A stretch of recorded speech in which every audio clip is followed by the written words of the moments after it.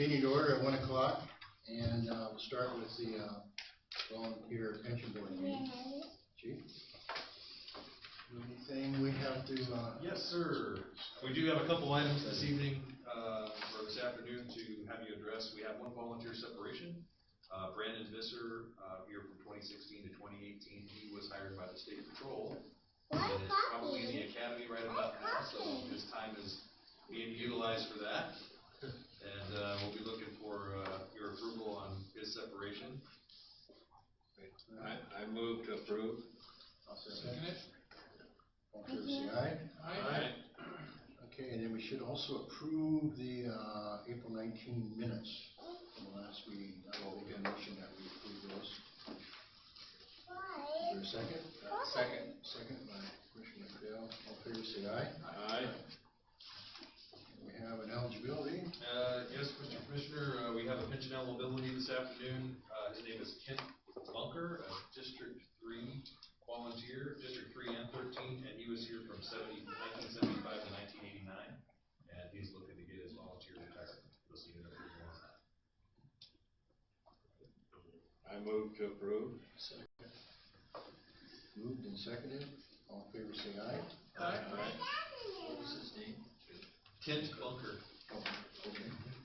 Everybody get to know him? I thought I would, but I don't. Can't remember that part. Anything else? That'll do it. Okay. Then we'll adjourn the pension board meeting and call our regular Board of Commissioners meeting to order at about 2 minutes after 1. We'll start with the pledge of allegiance. I pledge allegiance to the flag of the United States of America and to the republic for which it stands, one nation, under God, indivisible, with liberty and justice for all.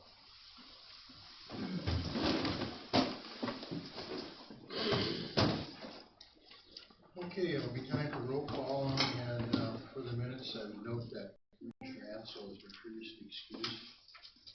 He's on vacation right now. We'll start with roll call on this side. Henry Hollander. John Crawford. Larry McPhail. Rich Bosman. Dean Berkeley. William Burnett. Joe Winchester. I think we have some promotions. Yes, Mr. Chair, we do, and Commissioners, this afternoon we have 2 employees that are here that I'd like to recognize that were recently promoted. And I'll start with John Ehrenholtz. He was officially promoted on May 3rd, and he was promoted from lieutenant to captain. He is replacing the retired Captain Craig Johnson in his position at Station 63.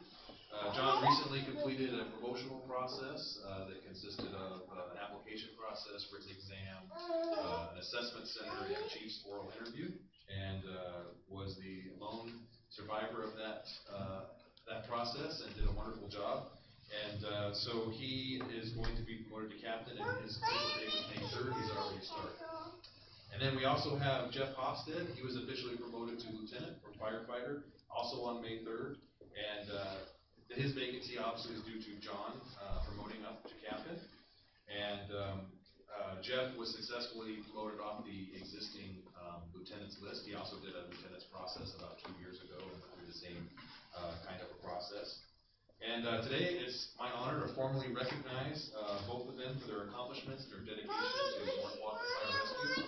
And we're going to do a badge pinning ceremony this way. So I will get started with that. If Jeff would like to come up first, and Jeff, if you have some special folks with you that would like to pin your badge and your bugles on, come on up front here and you can do that. Where do you want to see? Congratulations. So why don't you come right around here and show us like this.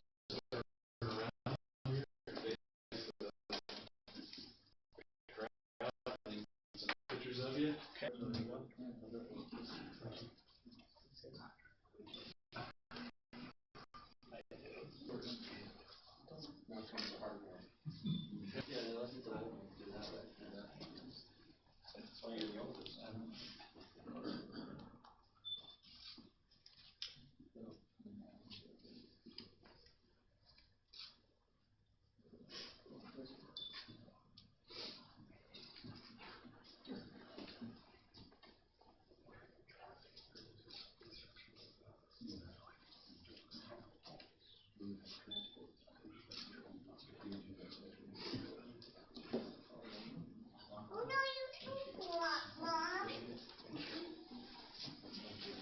Commissioners and members of the public, Lieutenant Jeff Foster.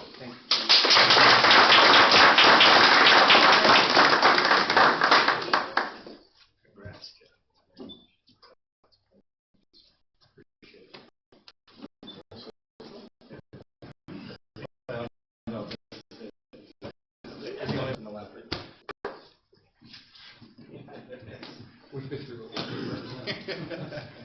Wow. But, next I'd like to call up Mr. Aaron Holtz.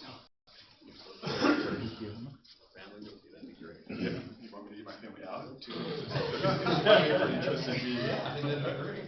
Let me get this stuff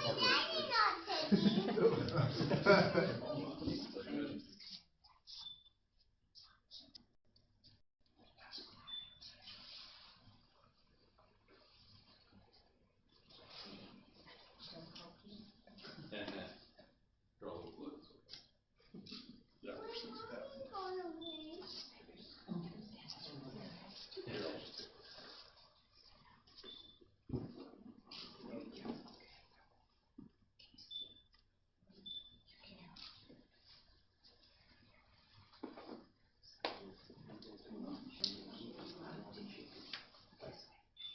Please tend to accept yourself.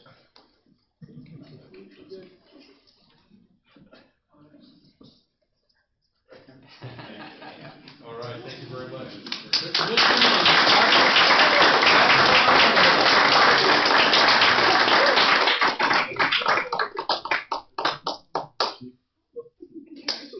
Once again, thank you.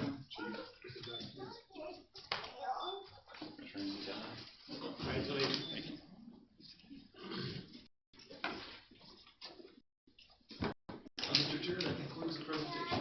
Okay.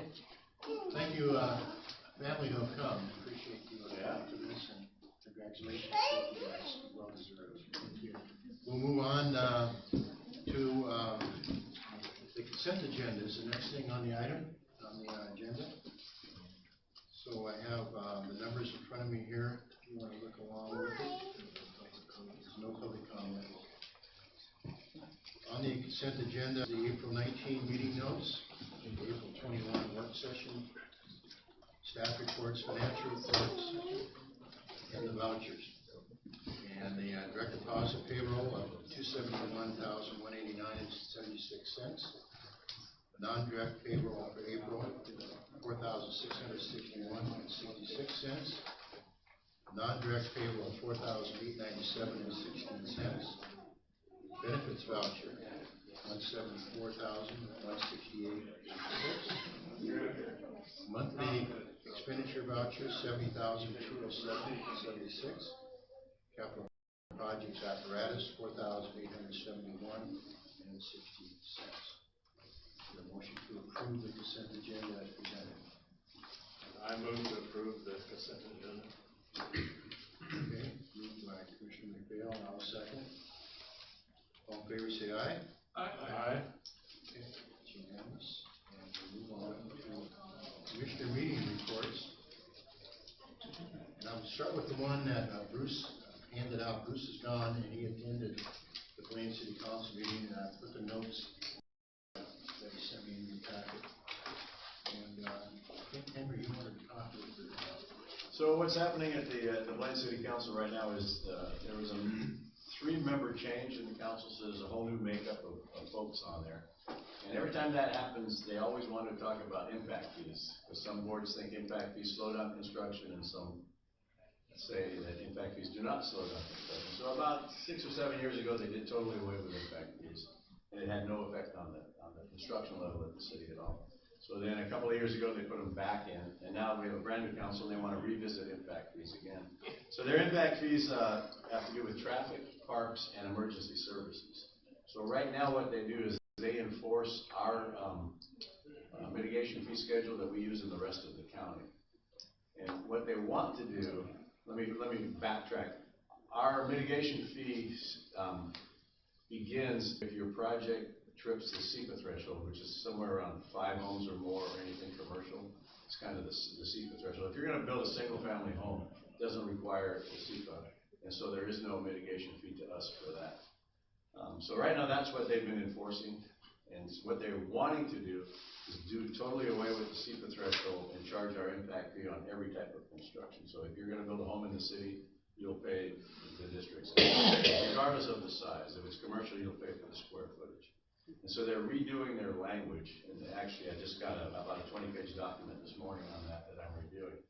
And so it has to do with traffic impact fees, park impact fees, and our mitigation fees, which in the city will be an impact fee. We don't charge impact fees, we have voluntary mitigation fees. It's a language thing, but cities can charge impact fees. So if this goes through, we'll kind of have two sources of income. We'll have city impact fees and we'll have non-city mitigation fees, which could mean we might have to track those separately because they both have different terms of use. City impact fees you can hold for 10 years, and county impact fees is either 5 or 6. I don't remember. It was 5, I think they opted for 6. So two different thresholds on how long we can hold that money before we have to give it back if we don't use it for new construction. So they're having a public hearing on that topic, all of those impact fees next Tuesday, because Monday's a holiday. So they'll have their regular Monday meeting on Tuesday night, and that will be the topic that will be discussed at the meeting. I think Bruce will be back, and hopefully he'll be there also. Yeah, we're gonna continue to monitor that situation and, be at the meetings and keep the board advised of what's going on. They have asked me to do a presentation on how we came up with our fee structure, and I'm working on that with Alex and the city planning.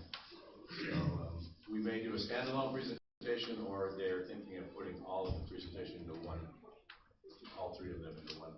I haven't quite figured that out yet. That's one question. Yep. How much of the money goes to Blaine and how much to the fire department? For our mitigation fees, it all goes to us. And there's some other that goes to Blaine? Yeah, their traffic impact fees go to them, Okay. and their parks impact fees go to them. And that's from the construction? Any new construction. Person for that? And currently, it has to trip a certain threshold, which is commercial, or they actually increased their SEPA threshold about 2 years ago from 5, I think it was 5 parcels at once to 9.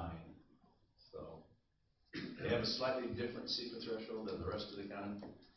Yeah, but so the plan is to do totally away with the SEPA threshold. Oh, okay. So we would expect to get more money, because then every single project that gets a building permit would be required to pay our fee. So is the threshold of 9 to 20, so. Yeah, 9 to 20 That's what he has. for, In his yeah, it's email. a different for the city and the county. Thank you. There goes, you got some more for you next month. Okay. Emergency response plan, anything that we should be aware of on that? You know, they talked about that they're going to do it, but I've not talked to them about any part of their emergency response plan. It's primarily, I believe, the city's emergency response plan. If there's an emergency, what Public Works is gonna do, and what, internally, and what each division is gonna do internally. So I would expect that at a certain time, we're gonna be talking about what fire department's expectations would be. But, nothing's been talked about since that commission meeting, or council meeting. Good, well, thanks for staying on top of this. It's obvious that they appreciate your presence and attendance, so thank you for that.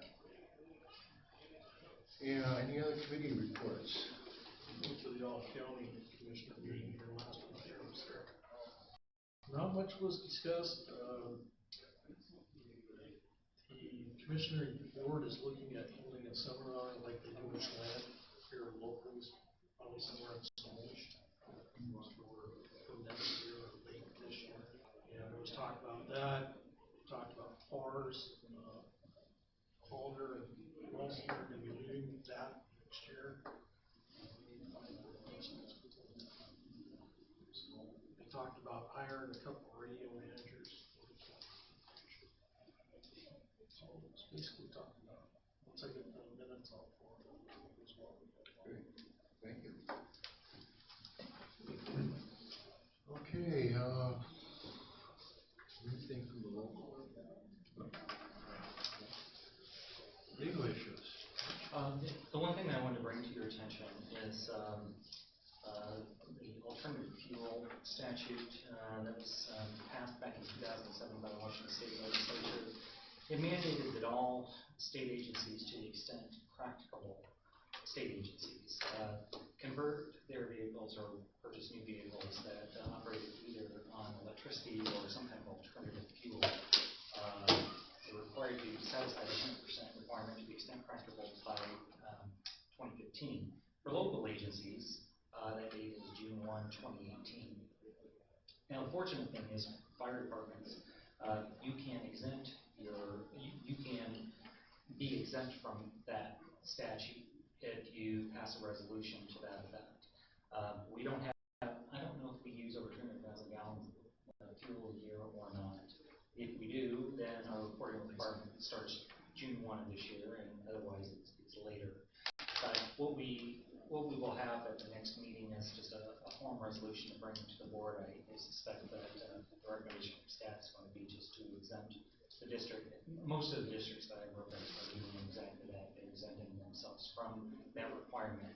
You can see where this would be more practicable with ordinary vehicles. If you were a city and have a lot of commuting, just passenger cars and that kind of thing, but the type of vehicles that the fire department and the police department uses aren't really, the technology's not there yet with those kinds of fuels. So, wanted to bring that to your attention, and we will be coming back with a proposed resolution for the next meeting.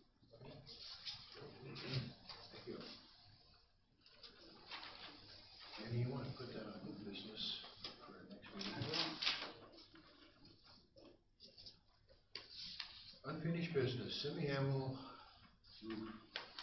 How did I know that was coming? I do have a printout for you at the meeting, I'll pass those down of the 4 bids I did receive. We did receive one, I believe at 4 o'clock after the last meeting. I got back and it was there, and it actually turned out to be the lowest, and that was from Johnston's Roofing at $28,890. The reason the high-tech roofing is so much higher is that they only do metal roofing, but they still wanted to bid it in case the board decided we were going to put a metal roof on that building. So that one is at $161,000. Otherwise, Mount Baker Roofing was at $38,000 and Schulten Roofing was at $57,900.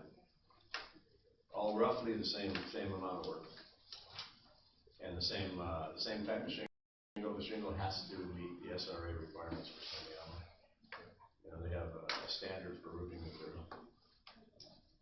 So it does that. So the metal roof would just be out of question with. No, I never asked the SRA about the metal roof because I just assumed the price would be out of our. Right. Yeah. And I was just curious, were they thinking like decorative roof or just your standard barn? Because standard barn machine was pretty cheap. That's why I was curious what they were bidding. Semi-annual. I had the bid. I can look it up and see what it is. That's a little crazy. Can I make a comment on that? Sure. That roof out there is not shake shingle. It's the only building in Simeon that is not meets the code. That's a tab roof on that building. Right, but they allow tab roofs out there. They do now? Yeah, they have. When that building was originally built, they did. Right, when it originally was built, Okay. they only allowed shake roofs, but that changed. I was worried we were going to go to a shake roof. No. Okay. Things are checking though. Only fire station, no big deal. They have a half a dozen approved shingles. I think they changed about 2 years or so. It's been a while. To allow that. So it is 25 years old. So I guess we'd be looking for some direction on. Right now it's not leaking, but I don't think it's going to make it through another winter without leaking. The appropriate time to do it would be the summer. Commissioners, I believe our recommendation at this point is to go with Johnston's Roofing as they're the lowest bid, and seems to be the most reasonable. I believe it's below our threshold actually for RFPs. At this point, that would be staff's recommendation. Okay. Do we need a motion from the board to do that, or is that handled because it's part of the budget? It would have to be unbudgeted item that we'd have to do a budget amendment on at the end of the year. So we most likely would need permission to take it out of reserve funds. Okay. So you would be asking for a resolution to that effect? I believe so. That would be what we would chalk up on that. Yeah, but is the contract going to come back to the board for approval? Yes. So it'll come back at some point in time.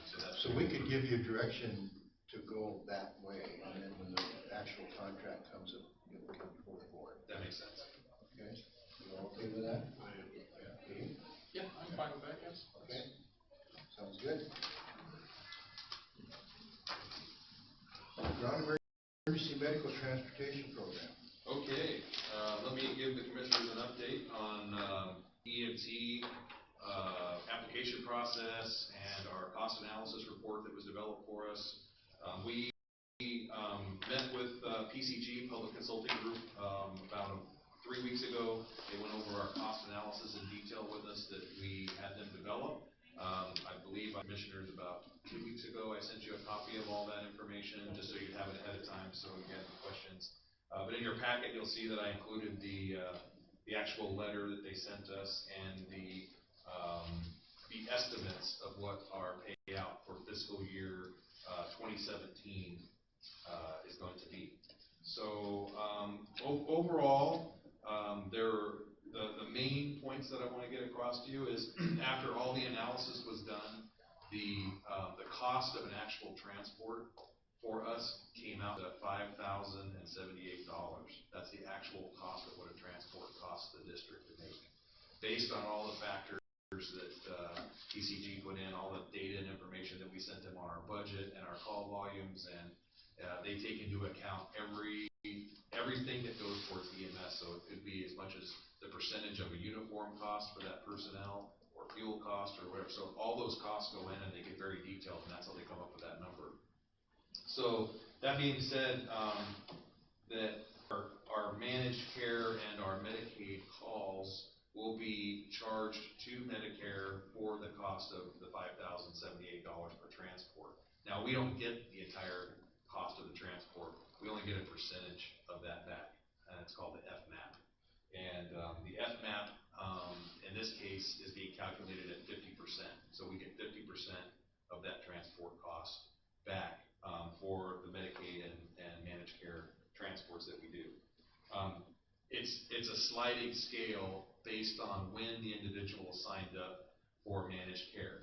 If they signed up before ACA was signed into law, then there's a graduated scale on the percentage that we'll get back, anywhere from, I believe it is from 90% all the way to 100% of the cost of the transport. Anyone that has signed up after the ACA went into effect, it'll be a standard percentage. It could be anywhere from 50 to 66%. Every agency is going to be figured differently depending on what the state comes up with, and they haven't come up with it yet. Up to 50%. So a conservative estimate would be 50% of our transports. And in fiscal year 2017, which is July 1st, 2016 to June 30th, 2017, the cost estimate comes in at approximately $310,000 of reimbursement that we should be seeing. One of the things they also delineated with further information is that they're going to settle the Medicaid transports and the managed care transports separately. So we didn't run a whole lot of Medicaid transports. We ran about $20,000 worth of reimbursement for that. But for the managed care transports, that's where the big dollars start rolling in. And those are going to be settled separately, but we're still due that money. And we should hopefully see that sometime before the end of this year, September. September is what they tell me. But those money should hopefully be coming our way. So that's what I mentioned was the conservative estimate based on the 50% FMAP.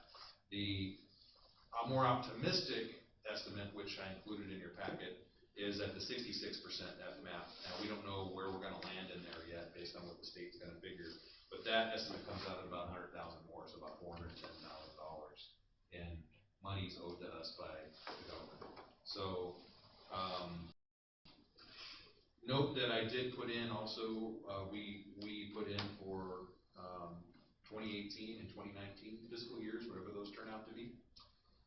And we hope that this program will continue, but we can't be assured that the government's going to continue to fund this program. So it's not guaranteed monies every year, but it's something that we want to take advantage of to try and recoup our costs as best we can. And so that's my update at this point. I hope to get more information as the months go on here, and hopefully in August we'll have a little bit more information about when our settlements are going to take place. But if you have any questions for me, I'd do my best to answer them. Questions? I know, but I am looking forward to when we gain more knowledge. It's gonna be very interesting. Yeah, very interesting, because we could use the help. Yeah, absolutely. Yeah, I mean, this is stuff that this is money that we can use to buy new facilities, new equipment, new fire trucks and ambulances and, gear and all that kind of stuff. So, it's much needed. So, looking forward to that. There are other districts in the county taking advantage of this as well. Yeah, there is City of Bellingham, District 7, and I know Sumas is taking advantage of it. There's a few others in Whatcom County that are taking advantage of it. Some folks don't run enough Medicare transports for it to make a difference, so they're not taking advantage of it. So like City of Linden is they're not going to be doing it. But they're all aware of it. Yeah, Okay. yeah. This came down through the Washington Fire Chiefs Association, and so it was delineated to everyone throughout the last couple of years that it was coming. So and it's also happening in other states as well. Being familiar with how you do a budget, I'm sure you probably won't put this in as a budgeted item because we don't know. No, it would be unexpected revenue. Yeah. So we would put it in the unexpected revenue category, and then the commissioners could decide where they want to put that money. That's what I was thinking, same thought. All right, thank you, Chief. Thanks for being on top of that. Yep. For new business, we found out we need to appoint a district agent. Do you want to explain that a little bit? I sure will, yeah. Commissioners, this might look familiar to some of you because we did this in 2016. Actually, we did it in 2013 too, we found out. In 2016, I was the chief at the time then, and what I found out was that we did not have someone appointed, the board did not appoint somebody in the district to be responsible for accepting claims against the district. And you can appoint anyone you want, a business manager, a fire chief, or whatever. At the time, you decided to appoint the fire chief as the agent that can accept any kind of a tort claim or anything with the fire Is department. that, another terminology is a registered agent? No, it's No? different from that. Different? Yeah, we don't actually have a registered agent. I was just gonna say, yeah. Yeah, so it's RCW 4.96.020 requires local governments to appoint an agent to receive any claim for damages against the local government. And we did pass that in 2016, and we recently got a letter from the county saying that they didn't have record of that, and per the RCW, the county needs to actually record that. And when we went back and looked at the RCW, we realized that some of the language that the RCW requires, like for instance, an address on where to go, was not in our 2016 amendment. So we opted to go ahead and redo it and have you re-vote it, and then we'll record it with the county, make sure it's recorded with the county, and move on from there. So this is the background to resolution 2018-07. What you have in your packet. Is there a motion to approve that resolution? Motion to approve. I'll second that. Moved, seconded. All in favor, say aye. Aye. Unanimous. Thank you, Chief. thank you. Anything under policies and procedures? Not this afternoon. You have correspondence in your packet again, so thank you, notes, which is great. Jenny is going to be handing out some recent correspondence that we got before or after the board packet went out. And I just wanted to bring it to your attention. What she has is a letter and a little packet that is from Jake, who is our autistic man that used to come to Station 61, and Captain Aaron Holtz would have him do tasks for us, and this was part of his socialization and plan with improving upon life skills and those kinds of things. And when John got transferred to Station 12, he followed him over to Station 12, and the crew worked with him and gave him a lot of great assignments to do, and were really interactive with him. And as a kind of a wrap-up of that, Jake put together this booklet that describes all the things that he did as a volunteer and the thanks that he has for the crew. And he's going to continue his working with the crew here at Station 61 now that John's been transferred to 63 as a captain. he's gonna be working with Lieutenant Nelson here at Station 61 to continue his volunteer firefighter training. So I wanted to make you aware of that and give you this because it is a really awesome documentation of what he's done over the last couple of years with us. And give thanks to those crews, especially John Aaronholtz that's worked with him and his mom. It's really, it made me proud as a fire chief to know that we're in the community doing these kinds of things. This is great stuff. That's awesome. It doesn't say how old he is? I believe he's 30. 30, okay. So who's gonna be taking John's place? Lieutenant Nelson, Mike Nelson. Good stuff. Great, interesting. Additionally, commissioners, bring your attention to some correspondence. There's a letter that was written to Chief Newchester from the daughter of a gentleman who suffered a cardiac emergency. Back on Monday, April 30th, this gentleman was coming home from work at Goodwill, and he had a cardiac emergency and went unconscious and dropped at the bus stop off of Sunset. And just so happens that Chief Newchester was headed home from work and heard the call and was nearby and stopped. And when he stopped, there was police officers there doing CPR on this gentleman. Chief Newchester grabbed his AED, got out of the truck, put it on him. It indicated to shock him. He shocked him, and the gentleman became conscious again. And subsequently was transported to the hospital and is about to make a full recovery.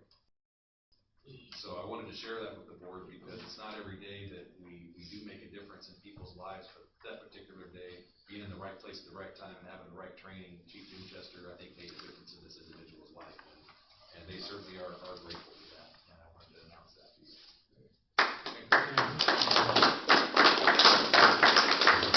Very good. It's not often you get an opportunity to do something like that. It's rare, yeah. Great. Any other correspondence? I've got one small minor item. At the Northwood Station, you'll recall we sold a piece of ground to the Northwood store. They are having a celebration, a birthday celebration Friday night. And there's gonna be some classic cars that are gonna be at the store, and they're wondering if they could park a few of them bordering on our access to the fire station. And they called unannounced just the other day and said, hey, can we do this? And I said, I don't see any problem with it, as long as you don't block any of our access or exit. So if you see a few classical cars there Friday night, they said feel free to stop by, there's free refreshments. And they thank us for allowing them to do that. Yeah, the father, who used to be the mayor, Lyndon, is real big into antique cars. Some of these cars are gonna be there. Yeah. So, Pardon? Yeah, they're down. He's got a big on the Hampton. Hampton, yeah, it's real full of cars there. What's that store called? Northwood store. Has he got it insured? Did you? They don't live there. No, but just in South Langley here, a 100 by 200 shop, full of antique from 40s to 60s muscle cars, two one of a kind. Went up in flames, no insurance. Oh, yeah. A month ago.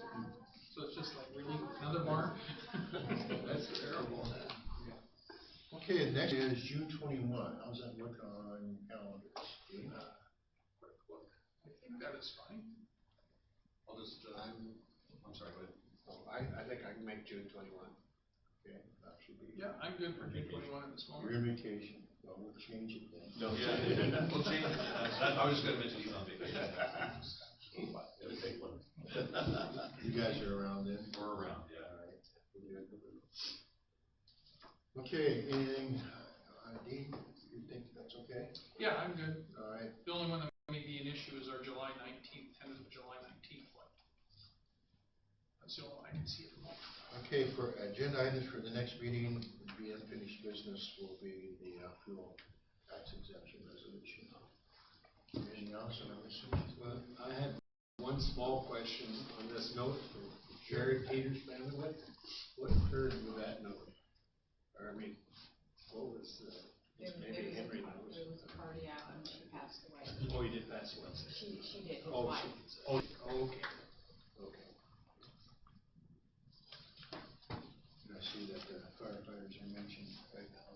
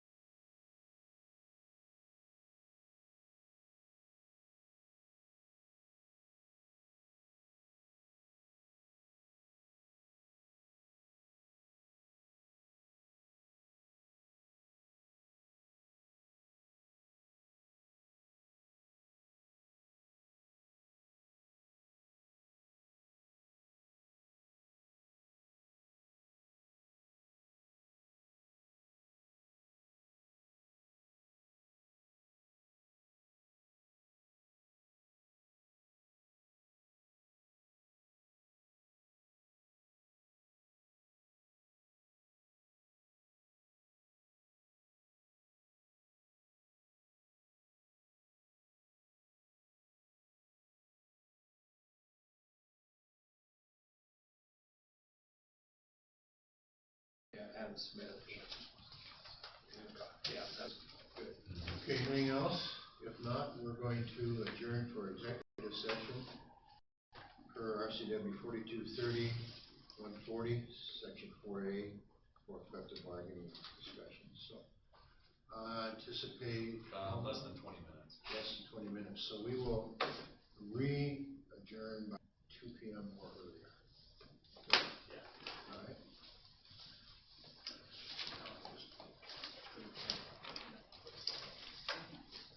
And maybe the camera is. We're on executive session, so break. Yeah? Jenny will be running Come next through. month. Just kinda showing her how to do it. Good. All right, far more dependable. So I think that process can be Better at it. Still, Wait, maybe it's. Okay. that's only a partial year of managed care. They're only doing 6 months of managed care that fiscal year, and then they're doing all of it moving forward. So, being higher in the future. Okay. Okay, commissioners, first, a couple things I wanted to discuss with you, but first, I think I'll bring you up to date on, John Schwabity. We just heard this morning, myself and Chief Newchester from